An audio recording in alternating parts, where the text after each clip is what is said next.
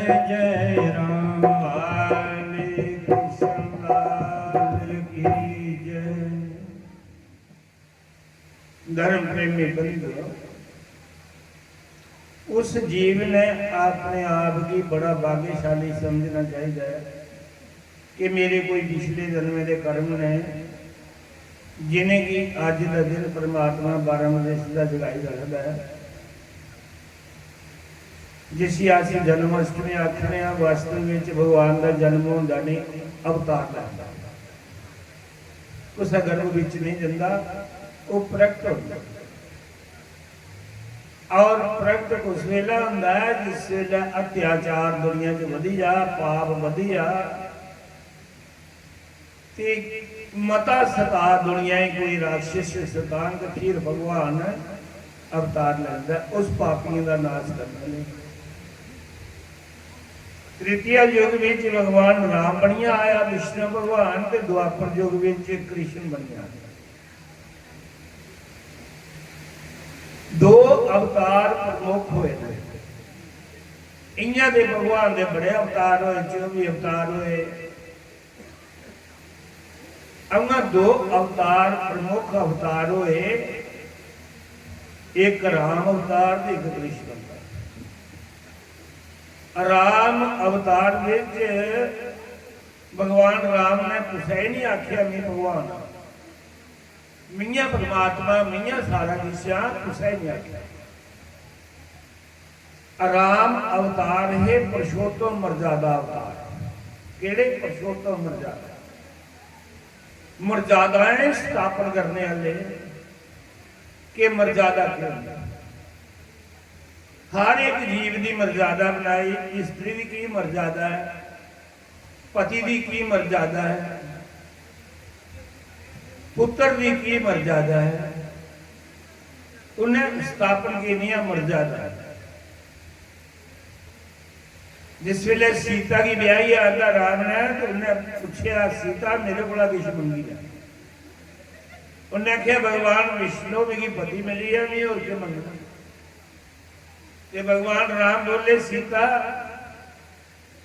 तू नहीं मंगया भी ता भी तुझी देना के देना कि मैं तेरे सवा अपने जीवन में दुई स्त्री नहीं आना।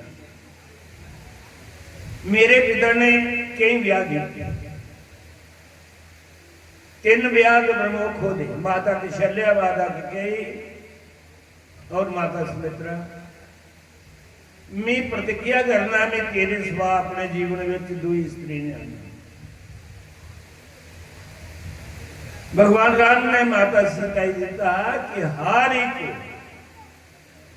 स्त्री का पतिव्रता धर्म का पालन करना चाहिए, ते पति ने भी पत्नी व्रत करना चाहिए।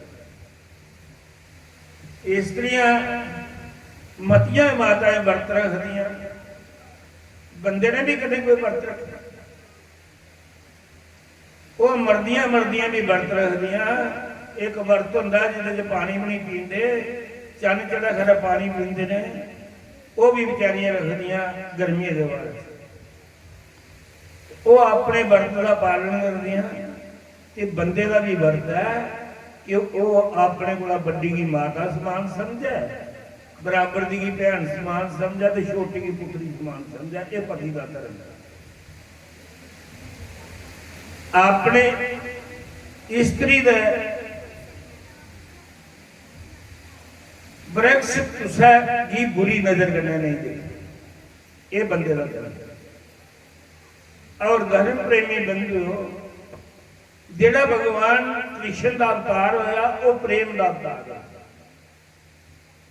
उन्हें मर्यादा नहीं स्थापना की, जिन्हें उहदे कन्नै प्रेम किया सच्चे मन कन्नै, वो ओदा गवाही उसी का अपना बनाई। भगवान कृष्ण प्रेम का अवतार है, भगवान राम पुरुषोत्तम मर्यादा अवतार है। भगवान राम ने कुछ ही नहीं आख्या मैं भगवान हाँ, ते भगवान कृष्ण ने कुछ ही छोड़िया नहीं, किसी नहीं आख्या मियाँ भगवान मेरे सिवा और कोई किस नहीं है। प्रकट हुई है, प्रकट अवतार। कई बारी अवतार होने का उन्हें अपने आप की दस्ती उड़िया। गोपियां आख्या माता इन मिट्टी खा ली, छोटा जिहा मूंगा च मिट्टी का टुकर पाई लिया, जाड़ियां पाई लिया, तो गोपियां मेरी शिकायत कर दी। गोपियां माता ने सुनाया कृष्ण ने मिट्टी खा ली कि मां ने उसी कन्ना ना फड़िया ते चंड गुरी उन्हें आख्या मूंह अड कोई मिट्टी खा ली। उन्हें आख्या मां ने मिट्टी नहीं खाई, मैं मिट्टी थोड़े करना, जे मिट्टी खा तो मेरा रंग भूसा होया, मैं मिट्टी नहीं करता। तो गोपियां सारियां आखिर सारा सामने टुकर मूंगा च पा। मां ने चंड गुरी कन्न फड़िया ते चंड गुरी मूंह अड। भगवान कृष्ण के मन च आया इस की नहीं त्रैलोकी दसी उन्हें मां की। मूंह एडा बड़ा अड्डिया उन्हें माता जसोदा विच मुख दा दिखा दी।